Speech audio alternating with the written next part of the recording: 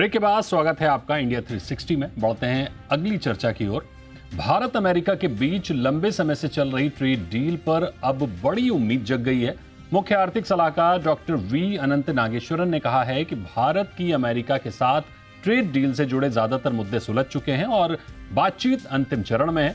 ये बयान ऐसे समय आया है जब ग्लोबल बिजनेस माहौल अनिश्चित है और दोनों देश एक स्थिर और संतुलित समझौते की तलाश में है।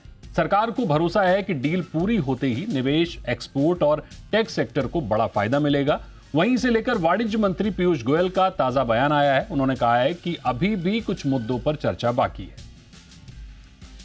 और इस मुद्दे पर चर्चा करने के लिए हमारे साथ दो खास मेहमान हैं। हमारे साथ हैं सुभाष चंद्र गर्ग, पूर्व वित्त सचिव, और हमारे साथ फिरोज अजीज हैं, ज्वाइंट सीईओ आनंद राठी वेल्थ। तो सुभाष सर और फिरोज जी, आपका बहुत स्वागत है जी बिजनेस पर।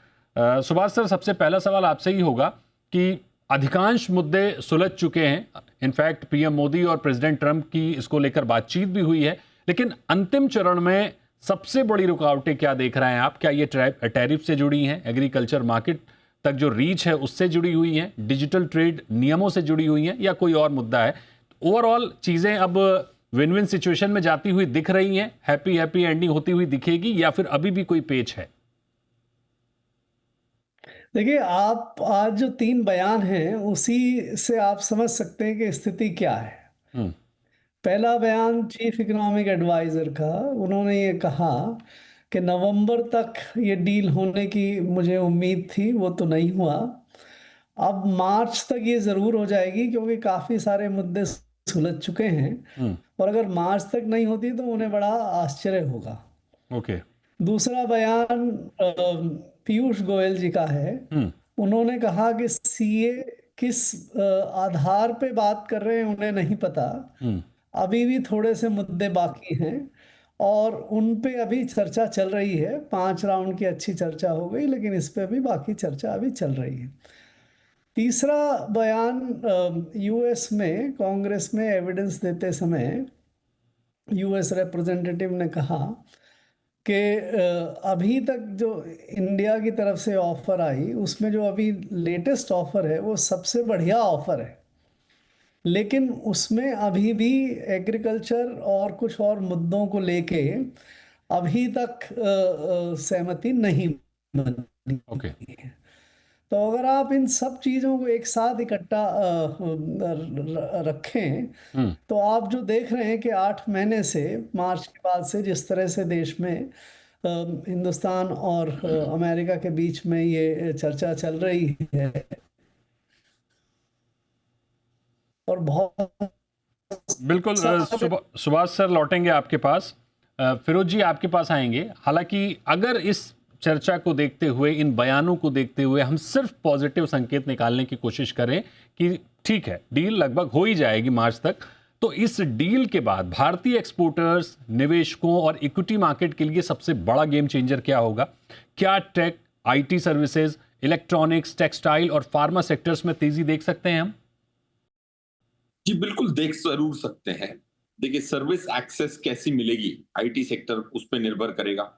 अगर अगर जो प्रेडिक्टेबिलिटी भी हम इंडिया एज एन इंडियन, हमारी ये मांग होगी कि भाई प्रेडिक्टेबिलिटी हो, ये वापस ये टैरिफ का झमेला वापस ना आए। That will be the second thing जो हमारी डिमांड होगी। एक्सपोर्ट कोटास जो एग्री में हैं वो बढ़े हैं, श्रिम्प के लिए, राइस के लिए वो बढ़े। तो बहुत सारी जो नुआंसेस होंगी उस पे सेक्टोरियल इम्पैक्ट डिपेंड करेगा। पॉइंट 1। पॉइंट 2, ओवरऑल मार्केट में सेंटिमेंट पॉजिटिव जरूर होगा, ये मेरा मानना है, क्योंकि जो kind of short covering rally आने की उम्मीद थी, जो नहीं आ रही है। रेपो रेट कट हो गया, जीडीपी के नंबरों में सरप्राइज पॉजिटिव आया है, फिर भी शॉर्ट कवरिंग रैली नहीं हो रही। 90% एफआईआईज इंडेक्स फ्यूचर में शॉर्ट करके बैठे हैं। और ऐसे समय में शॉर्ट कवरिंग ना आना बहुत सेल्डम ऐसा हुआ है लास्ट 10-12 सालों में। That's point 3। तो अगर ये आ जाती है तो डेफिनेटली एक अच्छी पोटेंशियल है एक शॉर्ट कवरिंग रैली की। तो ये फाइनेंशियल ईयर अच्छा क्लोज हो सकता है। Of course this financial year already market has and shown a great rally about 12-13%। 23,500 से ऑलरेडी हम 26,000 पे हैं। तो I think March should and well, is the point I am making. And एक सबसे इंपॉर्टेंट पॉइंट, कि एफआई की जो आउटफ्लो हुई है 1.5 लाख करोड़ की या ऑलमोस्ट 1,60,000 करोड़ की इस कैलेंडर ईयर में, उसको डीआईआर ने संभाल लिया है 7 लाख करोड़ डाल के। बट आई थिंक वो भी पॉजिटिव हो जाएगा अगर ये ट्रेड डील हो जाए। I think negative flows will stop happening in the next 2-3 months. ज़ाहिर तौर पर फिंगर क्रॉस्ड हैं, और जिस तरह से बयान आ रहे हैं उस तरह से उम्मीद तो की जा रही है। हालांकि बयान के जो पहलू और देखे हैं सुभाष सर ने, उस पर भी बात करनी बहुत ज़रूरी है। सुभाष सर, आपसे फिर से एक बार समझना चाहेंगे कि अगर ट्रेड डील मान लीजिए हो ही जाती है, तो ट्रेड डील के बाद भारत अमेरिका व्यापार संबंध किस तरह से बदलते हुए देख रहे हैं आप? क्या ये जो समझौता है वो निवेश, टेक्नोलॉजी ट्रांसफ़र, डिफेंस, मैन्युफैक्चरिंग और सप्लाई चेन डाइवर्सिफिकेशन को नई दिशा देगा?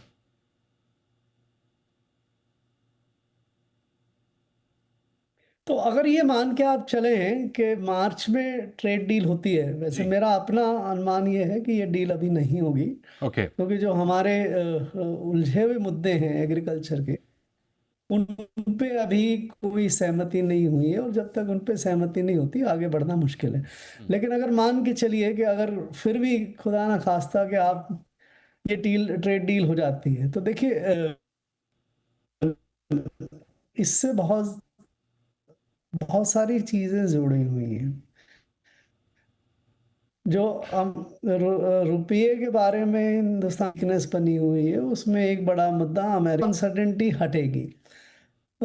दूसरा, इन्वेस्टमेंट एफआईआईज का, मुझे नहीं लगता कि एफआईआईज बहुत ज़्यादा इस ट्रेड डील के साथ जुड़े हुए हैं। ओके। उनकी जुड़ान ज़्यादा इस तरह से है कि भाई रुपया कितना कमज़ोर होता है, क्योंकि उनके जो डॉलर रिटर्न हैं वो अभी बड़े काफ़ी नेगेटिव से आ रहे हैं, बहुत कम आ रहे हैं।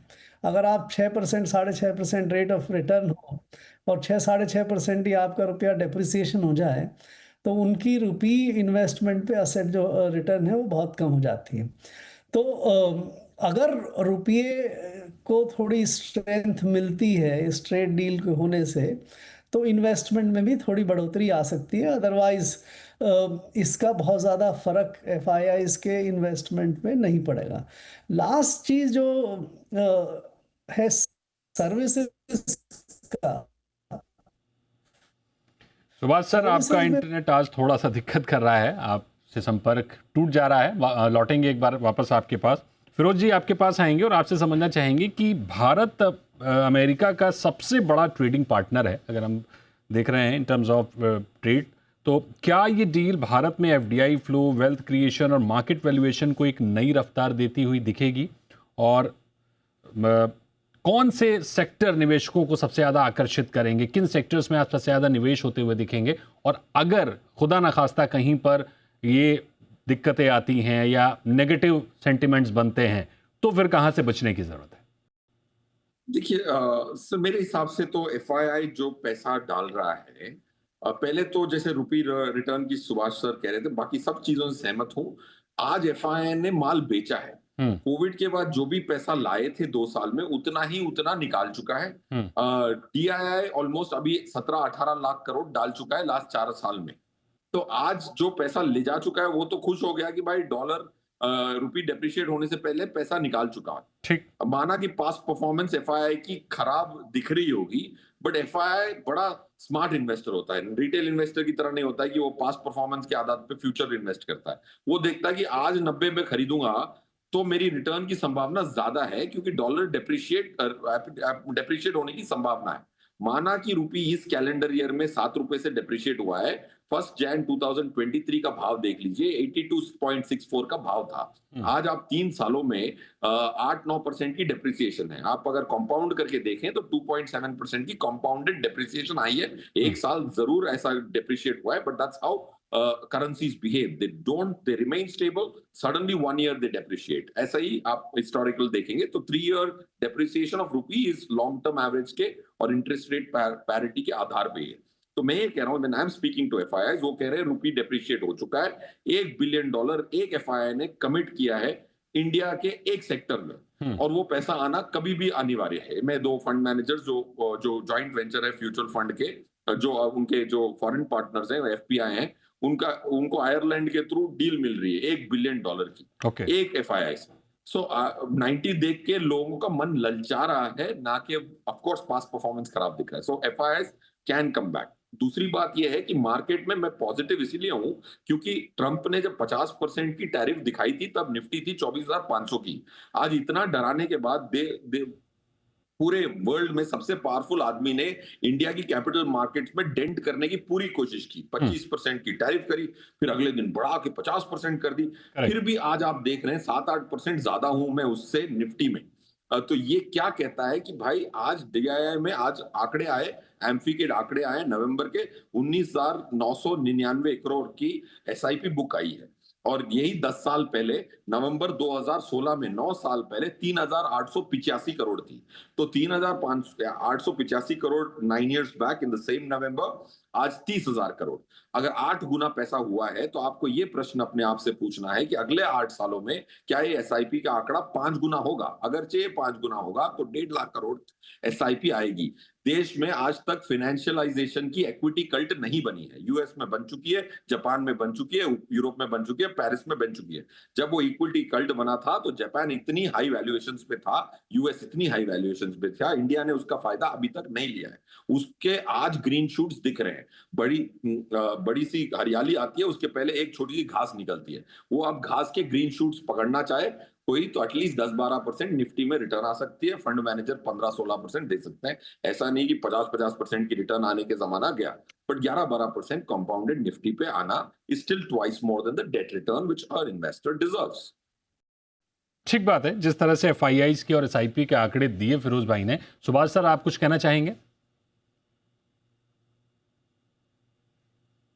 नहीं, देखिए, मुझे इसमें कोई संदेह नहीं है कि 3 साल का या 4 साल का या 10 साल का आप एवरेज रिटर्न रखे हैं तो रुपये का डिप्रिसिएशन 3-3.5% ही होता रहा है। 4% से ज़्यादा ऑन एन एवरेज नहीं आता। लेकिन उस हिस्टोरिकल बेसिस को, और अगर आप आगे के लिए इग्नोर करने की बात कहें तो उस पर मुझे अभी उतना कॉन्फिडेंस नहीं है कि क्या foreign investors both FDI side में भी और एफआईआई साइड में क्या ये व्यू लेने के लिए तैयार हैं कि भाई आगे अब जो रुपये का डेप्रिसिएशन होना था वो हो गया, आगे 2-3-4% से ज़्यादा नहीं होगा। इस बात की अभी सर्टेनिटी मुझे नज़र नहीं आती। इसलिए मैं थोड़ा सा इस मामले में कॉशन की एडवाइस दूंगा। ठीक बात है। यानी ओवरऑल अगर हम देखें तो ट्रेड डील को लेकर पॉजिटिव संकेत जरूर है। हालांकि टाइमलाइन शिफ्ट हो गई है मार्च तक, लेकिन फिर भी फिंगर क्रॉस्ड हैं। और सबसे बड़ी चीज़ कि दुनिया भर के ग्लोबल टेक जाइंट्स ने भारत में करीब 68 अरब डॉलर के निवेश की भी बात की है, संभावना जताई है। वो एक बड़ा पॉजिटिव संकेत है। तो फिलहाल स्थिति तो यही है और मार्च तक पता लगेगा कि ऊंट किस करवट बैठता है।